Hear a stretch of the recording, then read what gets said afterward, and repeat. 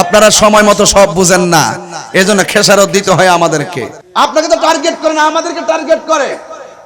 সুযোগ পেলে মেরে ফেলবে। গত পরশুদিন তো ফেসবুকে লেখলো ফারুকিরে মারছি, এখন আমাকেও নাকি তারা মারার জন্য রেডি হয়েছে। এই যে মারছে, এক একটারে মারতেছে, বিচার কি পাইছি? মসজিদ ইমাম রইসুদ্দিনকে মারছে, বিচার পাইছি?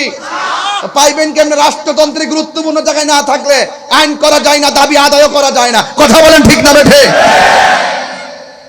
নবীজি আমাদের মতো না, নবীর পরিবারও আমাদের মতো না। নবীর পরিবারকে, নবীজি তিরোধানের পর নবীর পরিবারকে বিয়ে করা অন্য কাহার জন্য হারাম।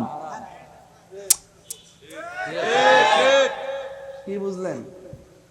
এই জন্য রাসূল বলছেন আইয়ুকুম মিসলি, কে আছো আমার মতো? আমার মতো কেউ নাই।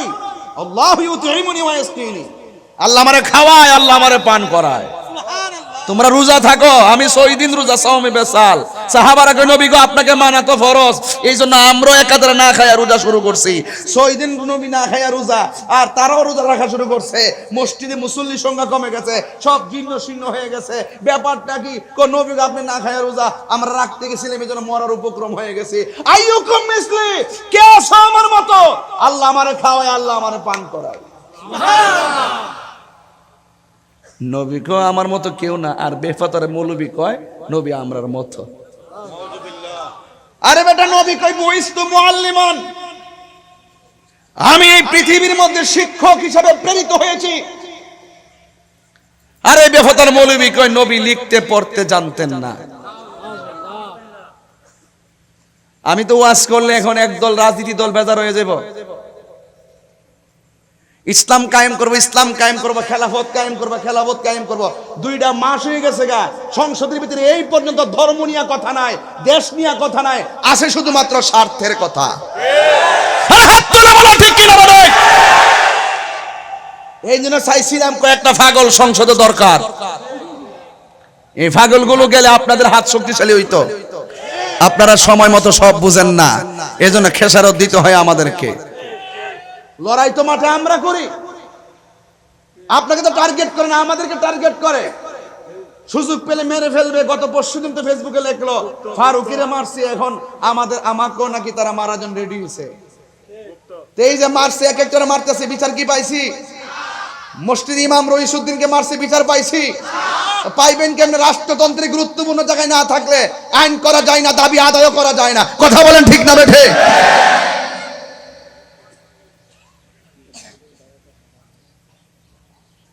কদ জাআকুম মিনাল্লাহি নূর। মাজির পূর্বে যখন কোয়াদ আসে তাহকিকের অর্থ দেয়, মুজারের পূর্বে যখন কদ আসে তাকলিলের অর্থ দেয়। অবশ্যই মাস্ট, মেবি না, সম্ভবত না, মাস্ট অবশ্যই। পার্থক্য আছে।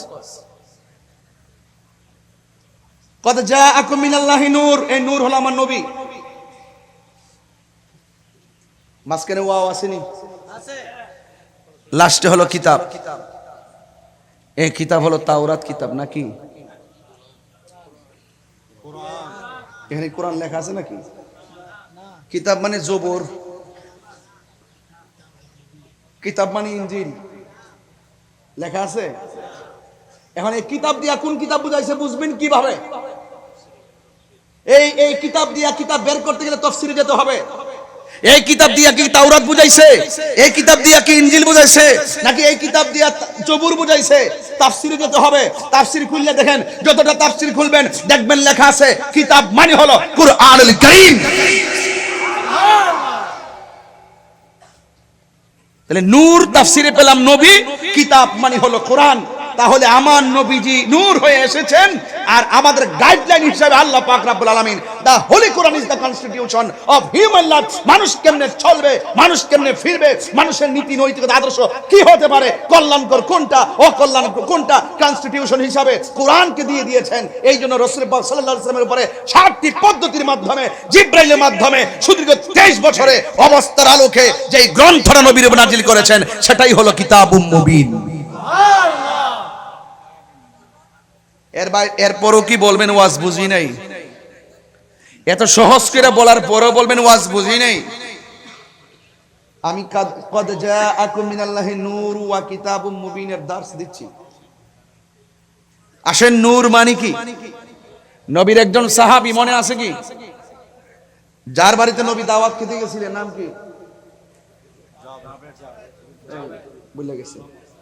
আরে হযরত জাবের রাদিয়াল্লাহু তাআলা আনহু, মনে নাই? দুইটা সন্তান যে পশু জবাইয়ের প্রকৃতি দেখাইতে যায়, একটা আরেকটা একটু জবাই করে লইছিল, মনে নাই?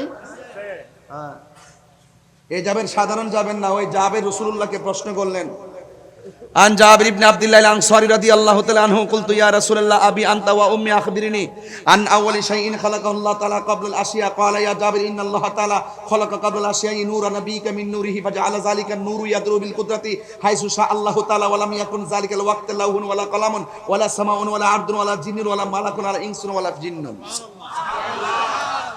ওই জাবের রাদিয়াল্লাহু তাআলা আনহু নবীরে প্রশ্ন করলেন, ইয়া রাসূলুল্লাহ, আল্লাহ তাআলা সর্বপ্রথম কি সৃষ্টি করেছে? একটু আগে আমি একটু গাড়িতে মনে আসার সময় মানে গুগলে সার্চ করছিলাম, দেখলাম যে কিছু গুগল মুফাসসির আছে, ম্যাক্সিমাম লিখে রাখছে নবী মাটির তৈরি। আমরা এত অযোগ্য হয়ে গেলাম, আমরা এত অলস হয়ে গেলাম, আমরা এত নির্বুধ হয়ে গেলাম, আমরা এত ব্যস্ত হয়ে গেলাম, অনলাইন থেকে আমরা অনেক দূরে চলে গেছি। অনলাইনে ঢুকে দেখবেন কোন আমাদের ফতোয়া নাই, মাসালা নাই, কম দেখবেন গুগলে যত ফতোয়া চাইবেন সব আসে তাদের, এরা ওখানে সময় দেয়। আমাদের বড় বড় আকাবেরদেরকে বলবো, আপনারা আমাদের মাথার তাজ, আমরা কিন্তু অনেকাংশে পিছিয়ে যাচ্ছি, আমাদের আকাবেররা অনেকে দুনিয়া থেকে বিদায় হয়ে যাচ্ছে। হয়তো আপনারা কিতাব লেখুন, আর না হয় আপনারা আপনাদের এলেমের বহিঃপ্রকাশ অনলাইনের ভিতরে ঢুকাই দিয়ে যান। এখন এই যে আমি নূরের ওয়াজ করতেছি, আমার মতন লোকের জবান দিয়া তো এই ইলমি নূরের আলোচনা যথেষ্ট না, যথেষ্ট না। এই জন্য গুগলের ভিতরে এই সমস্ত আমাদের একাডেমিক কথাগুলো ঢুকাই দিতে হবে, নাইলে এই প্রজন্ম কি শিখবে, কোথায় থেকে পাবে? একটা আলেম চলে যাওয়া মানে হলো জগৎ মরে যাওয়া। আল্লাহ পাক মানুষের এলেম বের করে নিয়ে যাবেন না, বরং একটা আলেমকে বিদায় হওয়ার সাথে সাথে এলেমটা চলে যাবে। বিকাবজিল উলামা, আলেমদের কবজের মাধ্যমে এলেমকে উঠিয়ে নেওয়া হবে। তো এই জন্য আমি আকাবেরদের প্রতি দৃষ্টি আকর্ষণ করছি। আমরা অনেক সময় বলি যে ছোট ছোট পোলাপান ওয়াজের মাঠ নষ্ট করে, এইটাও কথা ঠিক আছে, যোগ্যতা অর্জন করে মাঠে আসতে হবে। এখন আমাদের আলেমদের অবস্থানটা কোন জায়গায়? আমাদের আলেম যারা, আমাদের আলেম আকাবের যারা, আকাবেরদেরকে অনলাইন মুখী হতে হবে। আকাবেরদেরকে অনলাইন মুখী করার জন্য স্পেশাল টিম তৈরি করতে হবে। মুরব্বীরা তো, আগের মুরব্বীরা তো অনেক কিছু বুঝে না, স্পেশাল টিম তৈরি করতে হবে। আলেমদের কাছে আমরা যেতে হবে, গিয়ে বলবো যে আপনাদের যত এলেমের কথা আছে আপনারা রেকর্ড করে অনলাইনে রেখে যান। এদেরকে উদ্বুদ্ধ করতে হবে, মুরব্বী আলেম উলামাদেরকে। আপনারা কি বলেন, কথা ঠিক আছে কিনা বলেন? আরে কথা ঠিক আছে কিনা বলেন? কয়টা কিতাব আমরা লিখতে পারছি? এই জন্য আলেম তো অভাব নাই, বড় বড় আকাবের আছে আমাদের। আকাবেরদের কিতাব লিখতে হবে, নাইলে আমাদের এই প্রজন্ম বিপদে পড়ব। এবং অনলাইনের ভিতরে ভালো ভালো স্টুডেন্ট যারা আছেন, ভালো স্টুডেন্টগুলো ক্যামেরা নিয়ে বিষয়ভিত্তিক, হুজুর আপনি বিষয়ভিত্তিক আপনার আলোচনা অনলাইনে ঢুকান, আপনি রেখে যান। কারণ আপনি চলে গেলে তো আর আপনাকে জিজ্ঞেস করতে পারবেন, আপনি চলে যাওয়ার পরও আপনার রেখে যাওয়া এলেমের কথাগুলো আমরা অনলাইন থেকে খুঁজে খুঁজে বের করব। এই কথাগুলো অনেকে সাহস করে বলেন, আমি বললাম আর কি। কারণ এই যে দেখেন গুগলে সার্চ দিলাম, এরা 42টা জায়গা দেখলাম শুধু নবীরে মাটি লিখে রাখছে। এখন এটার জবাব তো সাধারণ জেনারেল যারা আছে, বাংলা স্কুল কলেজ ইউনিভার্সিটিতে পড়ে, এরা তো মনে করছে এই ইস্যু ঠিক আছে, এগুলোই ঠিক আছে, কারণ এর বিপরীতে কোনো লেখা নাই তো। তাহলে আমরা ওয়াজের মাঠ বিরিয়ানি খাইয়া গরম করি, চিল্লাইয়া গরম করি, উরুস কিরা গরম করি, ফাতে করে গরম করি, একদিকে ঠিক আছে, মাঠও ঠিক আছে। এখন ভিতরে গুগলে, ইউটিউবে, অনলাইনে দরকার আছে না নাই? আর আছে না নাই? এখন সব হলো অনলাইন নির্ভর।